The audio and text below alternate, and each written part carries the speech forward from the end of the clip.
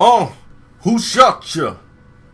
This is truth behind the song. Who shot you? By Biggie. Biggie Smalls is the illest. Your style is played out like honor when they're what you talking about, Willis. Now, let's do it. And many times that we have seen and heard hip-hop artists in the days and past and working in the studio, things have not always, the finished product is not always how it started. We've seen people cut off songs, we've seen people add to songs, we've seen the whole beat change, we've seen one producer get fired, we've seen it all. So this was no difference. But we remember all the hoopla that came around this song when it came out because Tupac had gotten shot. And then when the song was released, people were like, hey, he dissing Pac. Now, if you're Pac and you're laying in a bed and the song is out, who shot you, by people who were there when you got shot, 9 times out of 10, you might think they had something to do with it. So I won't say he's paranoid for that. And they was like, Pac just being paranoid. This song was recorded way before then. But how's he supposed to know that? Even though it was and it had nothing to do with him, he didn't know that. You know, this is a man who just got shot. You know, and for people to call him paranoid, I was just like, wow, how's he paranoid about that? If that was a reason to be paranoid, he got shot. Wow. But anyway, that has nothing to do with the makings of this song. Now, this song was originally supposed to be Biggie Smalls, because this is for Mary J. Blige's song. It wasn't Biggie's song at all. This was a song they was recording for Mary J. So it was going to be Mary J. Blige, Keith Murray, and LL Cool J. And people like, what? LL Cool J? What does LL got to do with this? This is exactly how the song was going to be. And what they were doing was almost like what Mary used to do. She always had one street joint.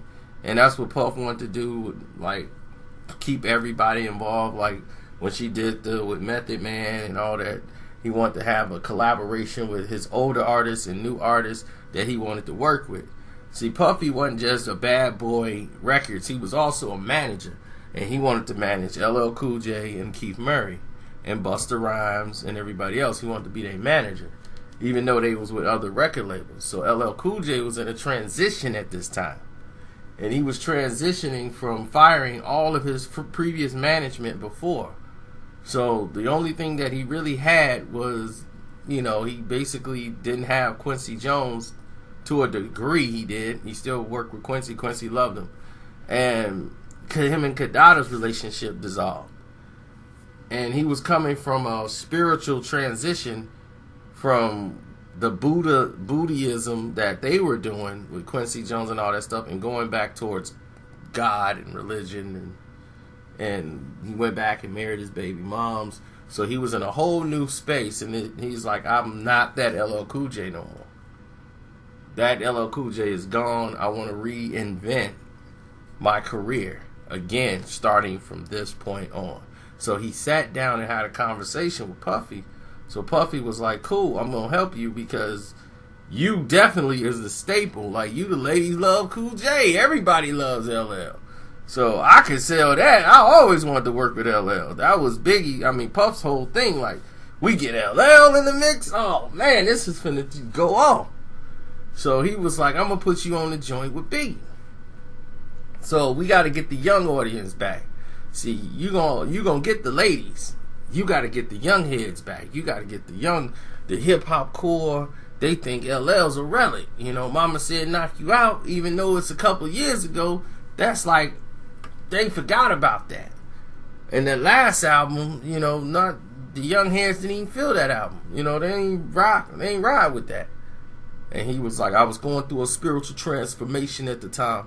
I was getting back to the God, you know, on that album because in the middle of that, I had lost my way, and I had to go back and, and get rebirthed, and I'm going through I was just going through so much at that time. I was feeling God pulling me to the light, and trying to guide me in the right direction on that album. So that's why it kind of went into a whole nother direction towards the end, and I went through a spiritual transformation, basically, and I came back to being myself. So the old LL was gone. That's why you saw him with the bald head for the first time, and he was wearing sun visors. It was no longer that I'm wearing a hat covering up. LL had changed. And he got married. He's a whole new guy. So they're working on this joint with Mary J. Blige. They said, well, we're going to do the Flavor in Your Ear remix. That was the first thing LL done first. So let's not go past that. LL did his part, and he wanted to do his part last. And he did. But when the song came out, it didn't come out that way. But this is what happened when you don't have control and it's not your project. So LL likes to go last, and he thought his verse would be the last thing heard on the album. Busta closed it out because Busta went off. And they were like, man, Busta did his part. He went off, so we got to put Busta at the end. We got to use him to cap the song off. So when LL went next to last, he still went and talked to Puff like, I thought I was going to last. It was like, oh, you wasn't, but Busta came and got on there. So he explained, he's like, listen to the track. It would sound weird if we had Busta going off for this much, and then we just put you at the end. Everybody would forget what you said. He said, everybody's going to forget what I said now anyway, because they're going to be talking about what Busta did. You should have cut it. But he's like, that's okay. I'm going to let you do your thing. LL didn't want to, put his stamp in there or jump in there. He just wants to fit in. He wants to blend in and show that he's open for all of this. So Biggie comes up to him and was like, oh, LL, Lady Love, what's up, Duke? Cool J. And he told him, I love pink cookies in a plastic bag. Biggie knew every word to pink cookies in a plastic bag. That was his jam. And it was from the album 14 Shots to the Dome that nobody really liked too much or played or said it wasn't like Mama Said Knock You Out. Biggie loved that joint. He's like, he liked Crossroads. He like, he loves songs from 14 Shots to the Dome. And that blew LL's mind. He was like, man, if you heard my album, I did on the Me and My Bitch. When it comes on, he uses LL's line to start the song. The act of making love is, and that's from Pink Cookies in a Plastic Bag. And he was just paying homage to that song because he loved it. He's like, man, you made me do that song. Big and LL and them relationship, they all vibe. The vibe was changed then. It's like respect was given. So LL was feeling real confident. So they was freestyling and working. They was like, all right, man, look, we finna work on this Mary J. Blige album. We gonna do a song with Mary J. And then they had the beat. And it would end up being what we know now is Who Shot You. And the name of the song wasn't Who Shot You. Big just started it off like that. Who shot ya? Boom. Laid his verse down. And then in the song, he segued it over to Mary, calling her the queen and all this stuff.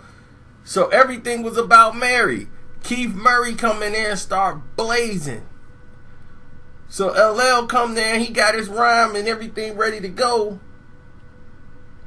And once Big did his part, LL's on the outside of this, listening like, oh, I'm not following that. Puff's like, well, what you talking about? He's like, no, I'm not going after that. No, I would look ridiculous.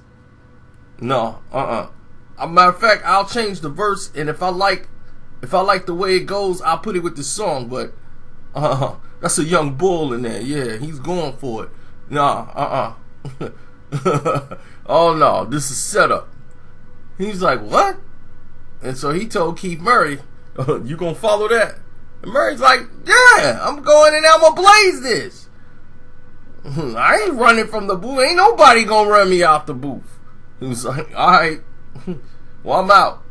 So LL left and went to the crib. Keith Murray went in there and laced. Like, Murray went like forever, and man, and Big loved that. Like, yeah, alright, yeah, dude, going for it. Like, yeah, this is gonna be a hot joint. And they decided the song was too hard. And they was like, what? Puff paid him. He's like, yeah, the song's too hard to be on Mary's album. So we gonna basically scrap the song, make it probably a B-side, just you and Big. Next thing you know, Keith Murray got cut off of the track because he didn't get managed by Puff. He didn't sign for Puff to be the manager. So they paid him for the track. And then if you look on the My Life album of Mary J. Blige, they got 22 seconds of the song on the interlude, the Keith Murray interlude. And it's only 22 seconds. And you hearing somebody, and it's just so hard because Murray was getting off on it. But what they did was they pulled the track, made it a song. And for Big went in there and redid it and toned it up and cut some songs out and changed some pieces that was linking over to Mary. And just changed it up to make it a full song for Big.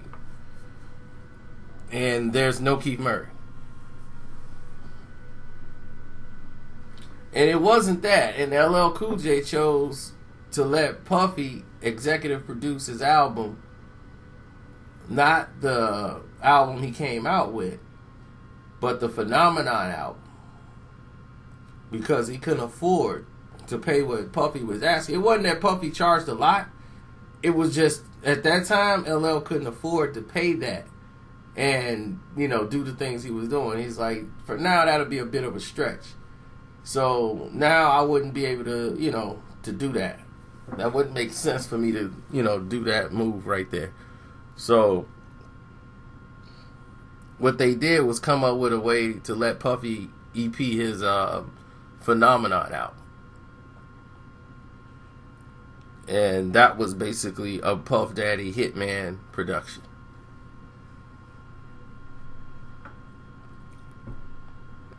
Now, in this transition that was going around,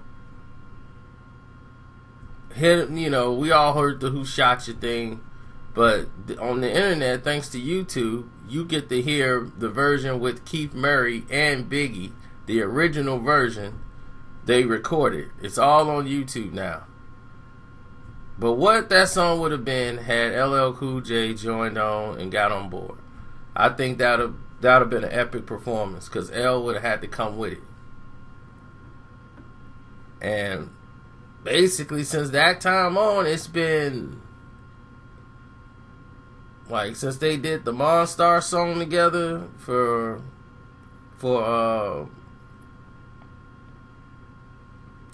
Space Jam, then that grew into the LL, Method Man, Redman, which was really gonna be Keith Murray, LL, and Biggie. That. And then they were gonna put Buster in there. It would have been a very interesting time for the East Coast if they could have really gotten that going. But with Big passing and they going in another direction with management and all this stuff. We never got to see it play out. But Murray versus, woo! You get a chance, go listen to it. Check it out. It's your boy Carcino. I'm out.